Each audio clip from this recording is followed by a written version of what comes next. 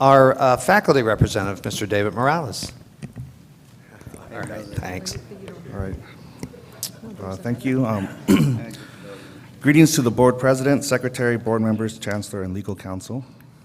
It seems as if it has been a lifetime ago since I first began my tenure as the Board of Governors representative for the Faculty Senate. This is only my second time speaking, by the way. During the January meeting of the Faculty Senate, I took the initiative to take on a bigger role here at PCC during this important year of finally getting past the HLC era and moving forward toward a better future. However, the past month was filled with a focus on the summer scheduling decision that has undermined our efforts to innovate and move forward from concerns around HLC compliance to reestablishing Pima College as a pillar of education for our community.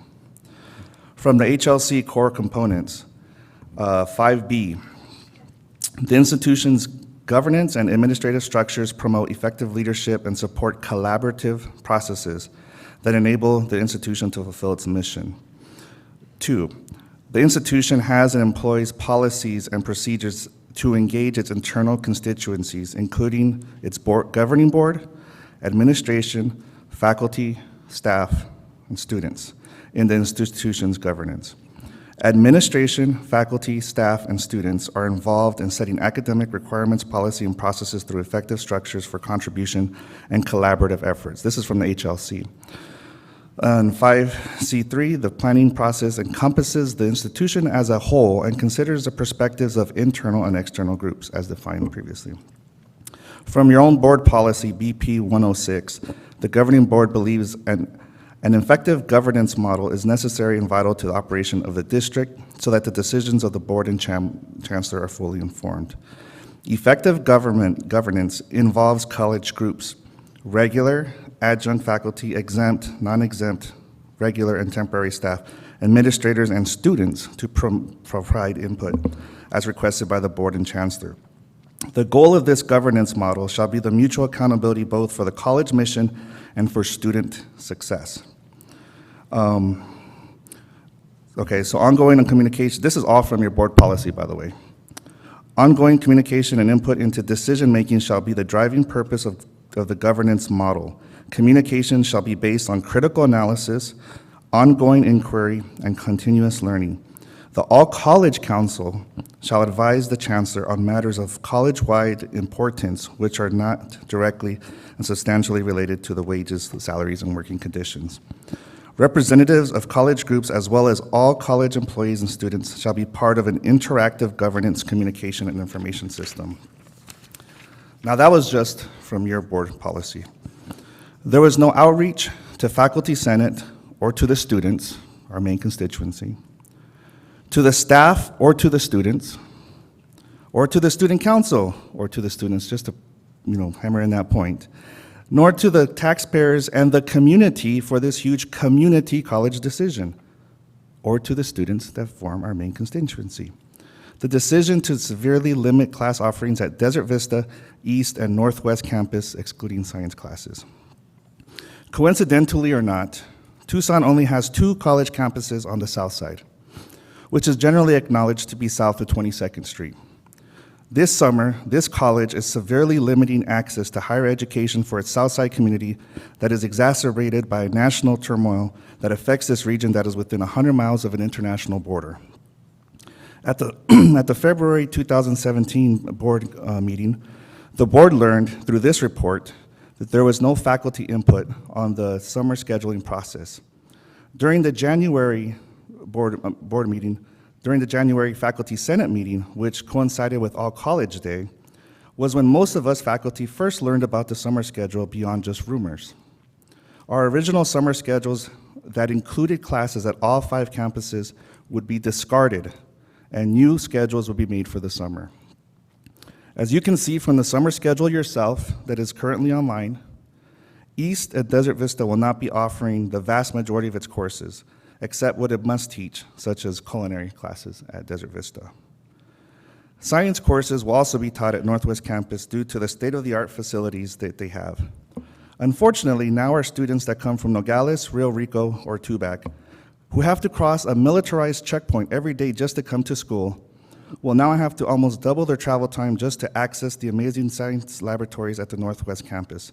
This comes at a time when both Ina Road and Orange Grove exits have been closed due to a lengthy construction project. It is ironic that this college seeks to be more data-driven. There has been no data given to justify the huge changes the college is undertaking this summer. In fact, faculty do not even know what the goal of this summer experiment is. Is it to raise enrollment? How will we judge its success? Why is there no alternative to this summer decision? Why is it not even an option that will be held off until next summer, after more people have had their input as the HLC requires? Perhaps the board can answer the question that was raised at the last Faculty Senate meeting. What is the ultimate goal of the summer scheduling decision? Once we know what the goal is, we can measure if this experiment has been a success with the use of actual data. So speaking of actual data, last summer, the data shows that 42% of students taking math classes were Latino, and that the average class size of math classes at Desert Vista was 19 students. While this summer scheduling decision may increase efficiency, perhaps by having a class filled with 36 math students requiring fewer teachers, this does not always translate into student success, which is the main focus of board priorities, strategic direction to improve access and student success. We now look at the data that has been recently collected. In the 2015 and 2016 graduate exit survey, the third most liked aspect of the college that was cited was class size as the thing they liked most about PCC. 79% of the respondents to the 2014 PCC Community Perceptions Survey ranked one-on-one access to faculty as important when choosing an institution of higher education. While not exactly the same as small class size, smaller class size seems to more likely foster one-on-one interactions than larger classrooms. In the same Community Perception Survey, respondents ranked the convenience of its locations as the second most important of PCC's qualities, earning it an average of 4.3 on a 5-point scale. Now, with all that said, it appears that this summer schedule is going to go forward no matter what. When faculty, students, and staff were finally brought to our first meeting regarding the summer scheduling on February 17th, what we learned is that the process is about 95% set in stone. All that we will be given is a minimal input on the 5% of what now has been solidified yet. For example, there are some ideas we have that what can be done with East and Desert Vista in their mostly empty campuses this summer. But when we suggested holding off the summer schedule that was decided for us this summer, that was not an option. Any input we had at this point had to work around what had already been decided. What we learned was that it is easier to apologize than to get permission. We have heard that there were mistakes, but that this summer schedule is going forward anyways. But we got assurances that these types of massive college-wide decisions will not occur again in the future without the use of the governance model that the governing board created. All college council was not even informed of the summer scheduling decision until it was discussed at our very last meeting, just last week. In the context of how not to repeat the summer scheduling input framework debacle. Faculty Senate would like to commend the provost for her work on this issue. On Monday, February 13th, Faculty Senate President and myself met with the Chancellor and the Provost, last page, don't worry, to discuss the summer issue.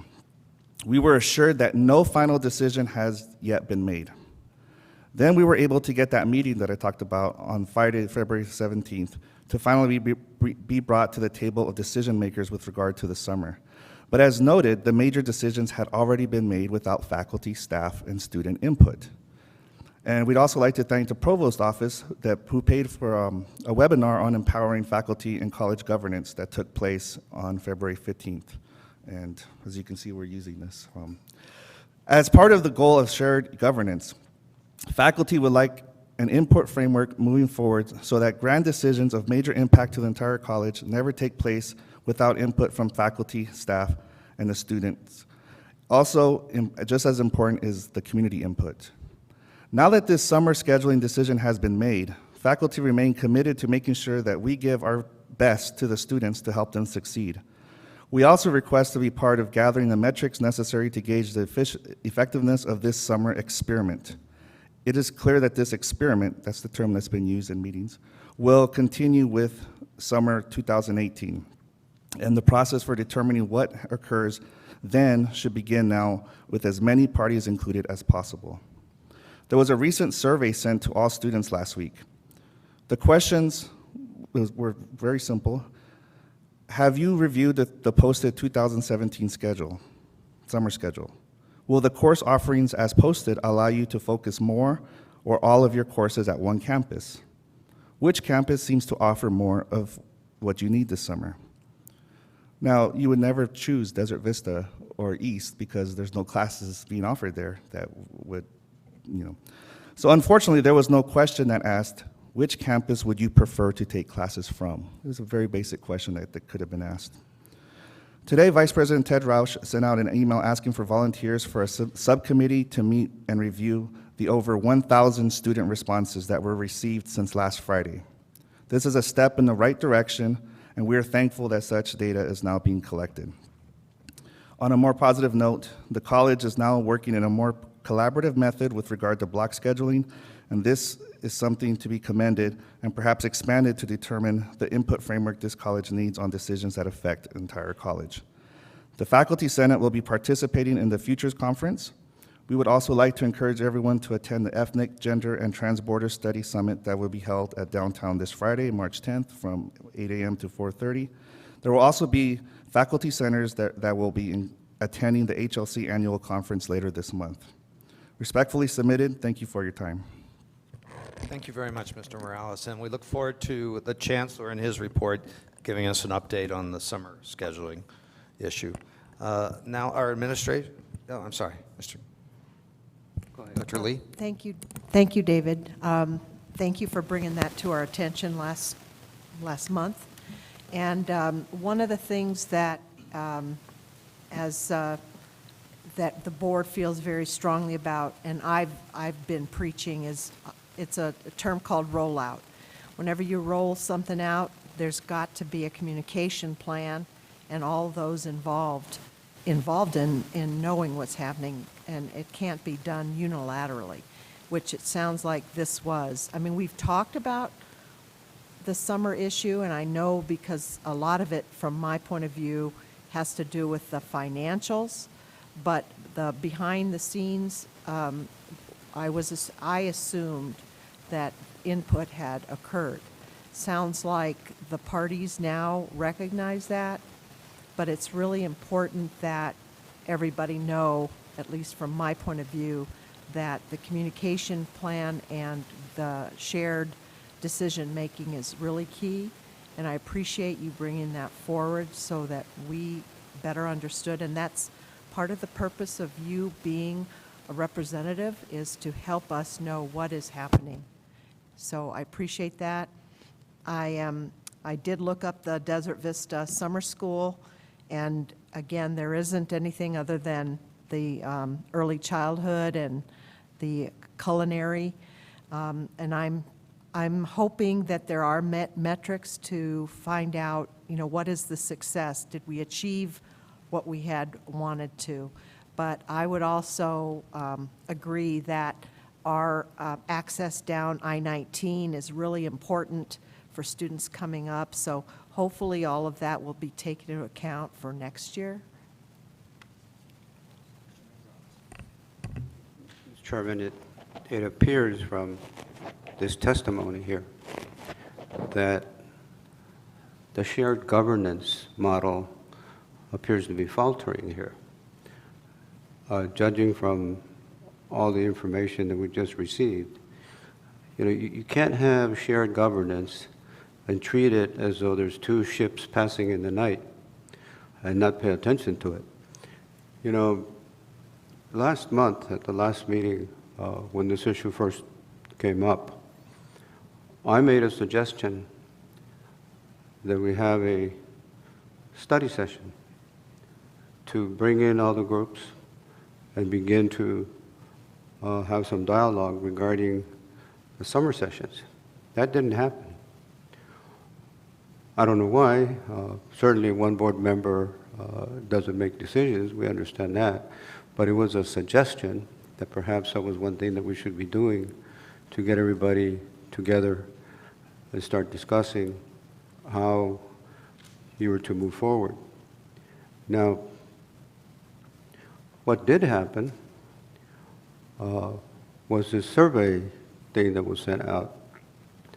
I saw an email where I believe it came from the provost to do a survey of students, etc. But you know what? It's a little too late for that, don't you think? Now, when does registration for summer session start? I think it's when? Monday? Monday. So here you have a situation where you had an opportunity to get people's input. And what you do is you send out, instead of doing a session to get some input, you send out a survey at the last minute. Now, I'm not sure what impact that's going to have or if it's going to be successful or whatever, but I don't think it's going to make a damn bit of difference. Because if you've already made a decision, now, judging from what I read in that email from the provost, it kind of said that we haven't made a decision yet. However, this is the plan, and this is what we want to do, which basically says you've already made a decision. So which is it? And depending on what you get back from the survey, are you prepared to change your decision or not? Now, I understand what Dr. Lee is saying about the financial situation, but that's something that ought to be discussed with the people who have a stake at the table here. This just continues to happen in the last 3 months that I've been here, and this issue just is recurring and recurring. There isn't enough communication. They're not talking to us. They're not listening to us. That just keeps coming and coming and coming. We just heard from staff. We've got a letter right here that indicates that not everything is that cool, you know? So what are we going to do about it? What do we do from this point forward? We just say, okay, administration, you guys made a little bit of an effort, and it was okay. But since we already screwed it up, let's just move forward with it anyway. This is unacceptable. It is unacceptable to me. I don't know what the solution is. What do we have to do to make sure that you do communicate, that you do enter into some discussions where all of the groups are involved and come up with a solution with everybody involved that everyone is in agreement with? You know, this is not just a thing that I said, and therefore you do, and that's it. That's not the model that we're under. The HLC was very clear in what their recommendations were. And we're just failing miserably. To be honest with you, Mr. Chancellor, I don't know how the hell we passed the HLC test.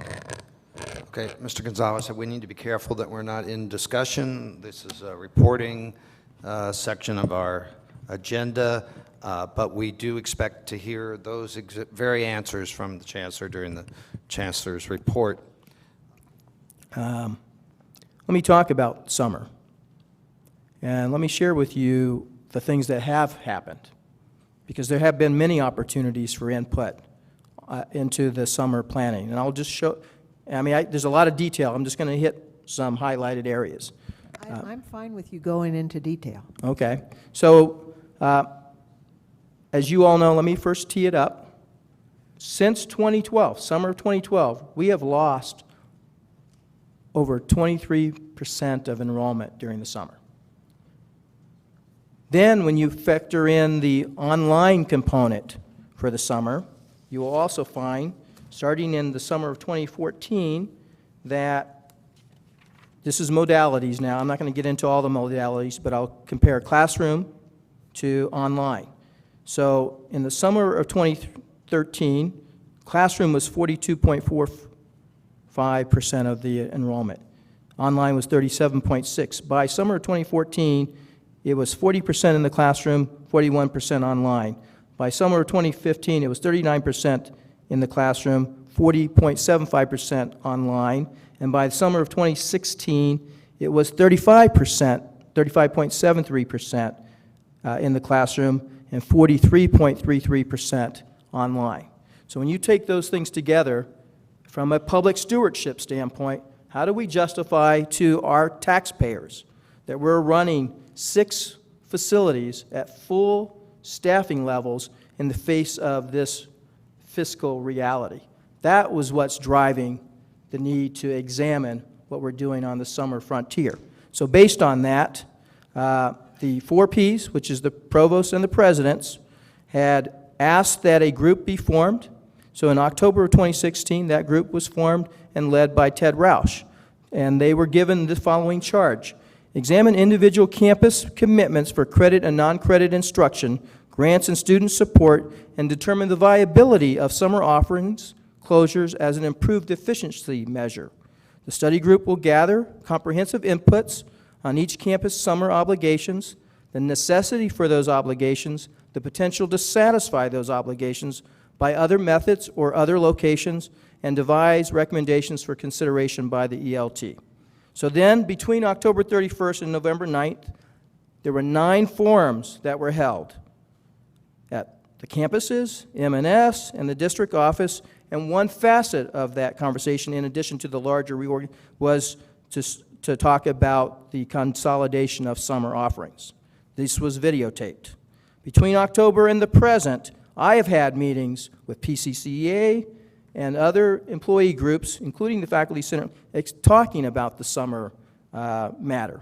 On December 1st, Dr. LaMotta Mitchell was given the charge to look at the summer schedule, and here's what it reads here.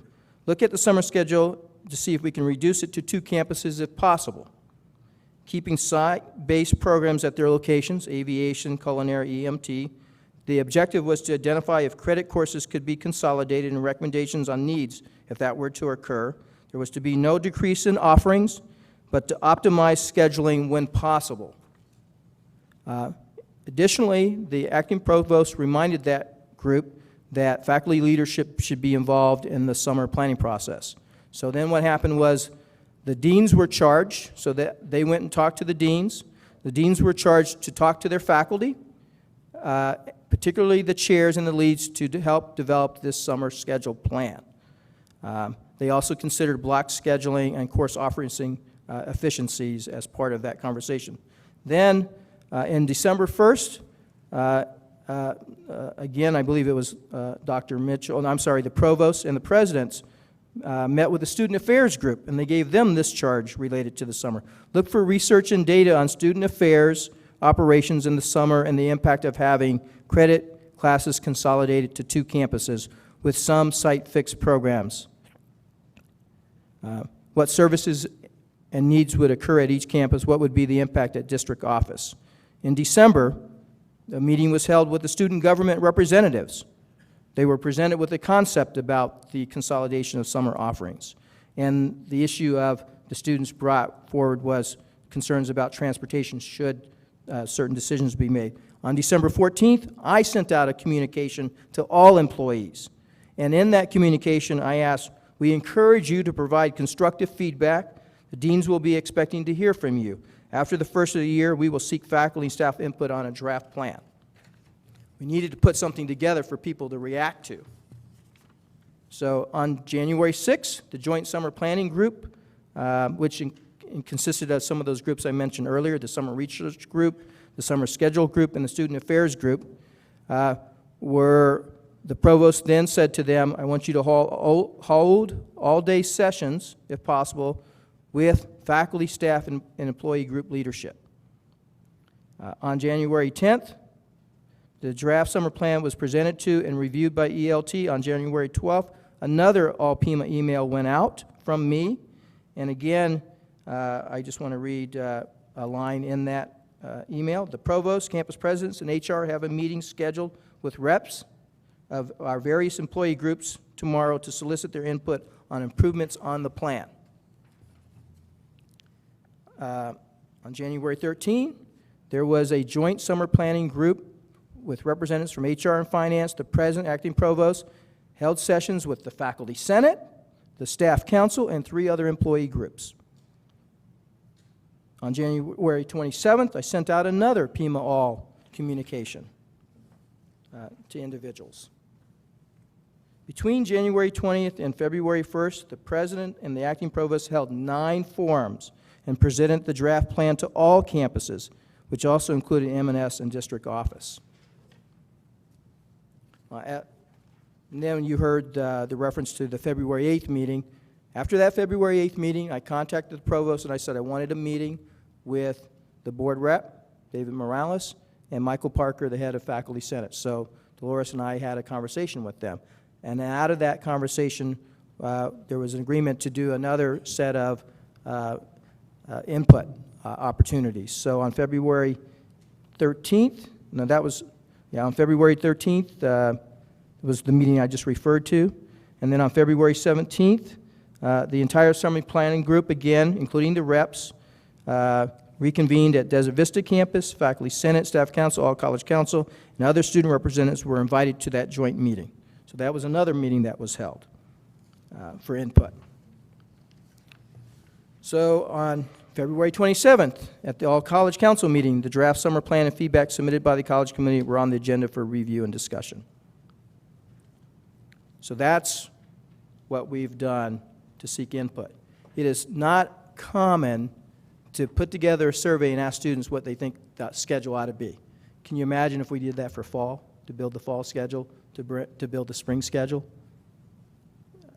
I mean, I'm just letting you know that. So, but we thought, because there was so much concern, and after talking with the provost, that we would ask the students what they thought.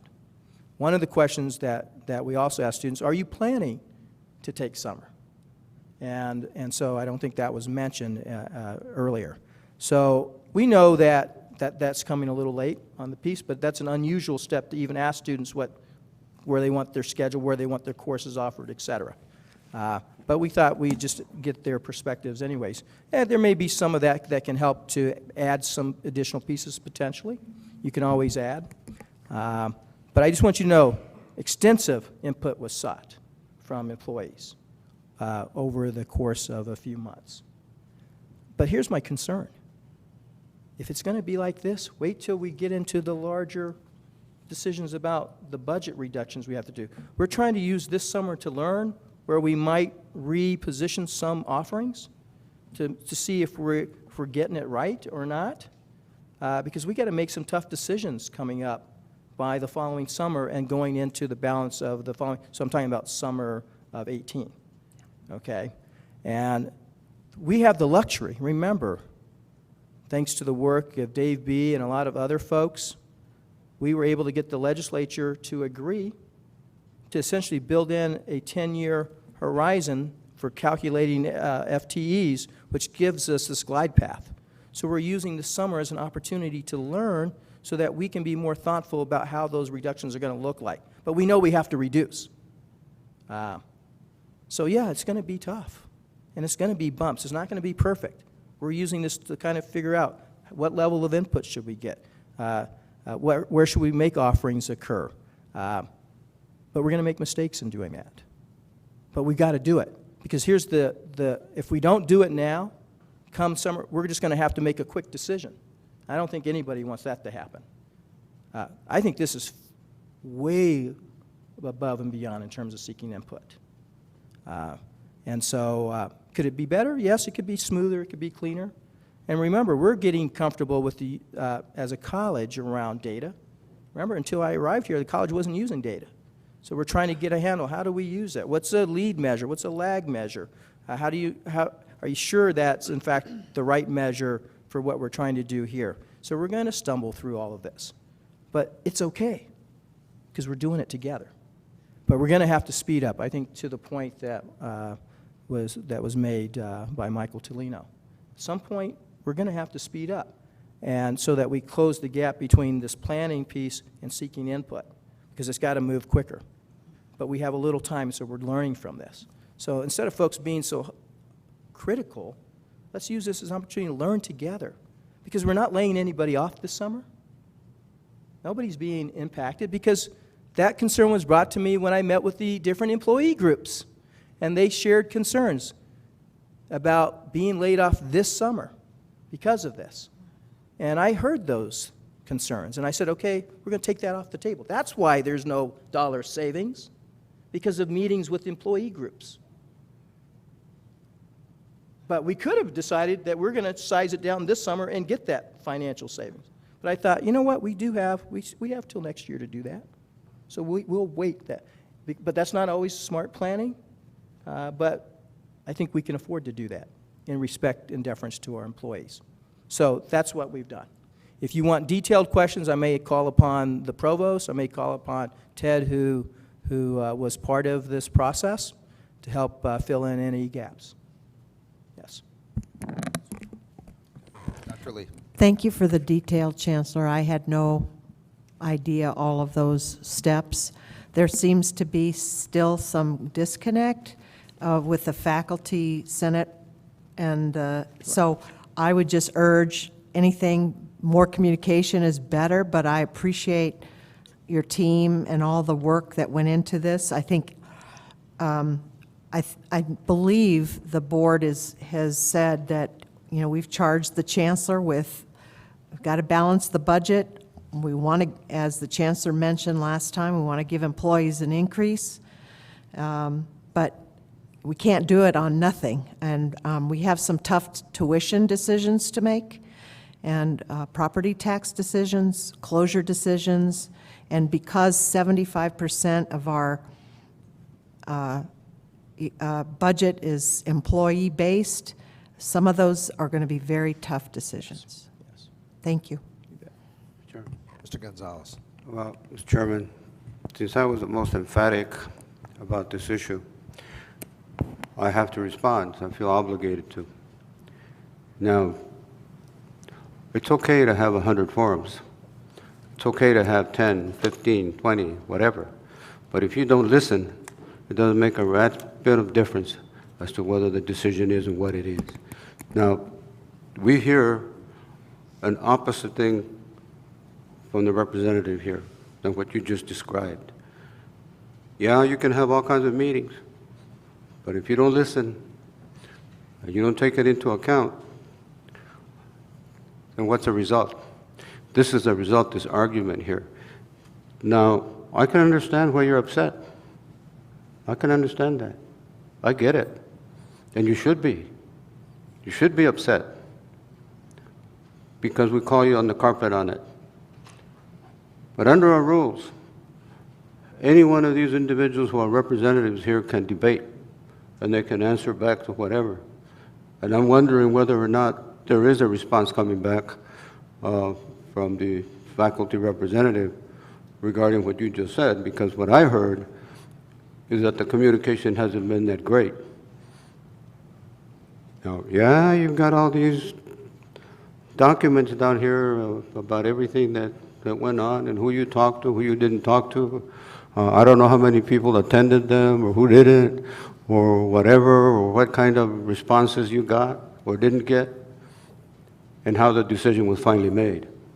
But I'm hearing two different things here, and I don't want to make a decision one way or the other or inferences on it, but it certainly sounds like somebody isn't listening. That's all I got to say. Well, can I respond? I just gave you an example of how we listened. Because of the feedback I received with the employee groups, we decided not to adjust contracts for the summer. Also, when the issue was brought up at the last board meeting, I reached out and asked for additional feedback. So I am listening. As a result of that, this notion of the learning communities came out of that discussion. And that's being built in as well. So we are listening. Listening doesn't mean that you do everything someone gives you an input on. I think you would agree with that. But it does mean you take it into consideration as part of the overall approach. And so that's what we do. And sometimes we're going to agree and sometimes we're going to disagree, as you know. But I think everybody here, and I don't think anybody would deny this, I think we're all committed to our students. I think each and everybody at this college, including myself, the board, my administrators, faculty, staff, are committed to the success of our students. We want what's best. And we're trying to weigh that against the unpleasant fiscal realities that we must confront that are before us, because the taxpayers expect that we be good stewards of their support to this fine institution of ours. So we're trying to weigh all of that out. But you only have so much time to do that. And so we're going to continue to press forward. We're learning a lot. As a result of some of these conversations, we realize we need to better define who makes the decisions, what levels of decisions do we get input. That idea came from myself and the provost. We went to the All-College Council. They didn't come to us with this idea.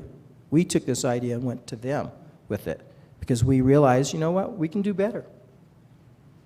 We want to do better because in the end, I want to do what's best for this institution.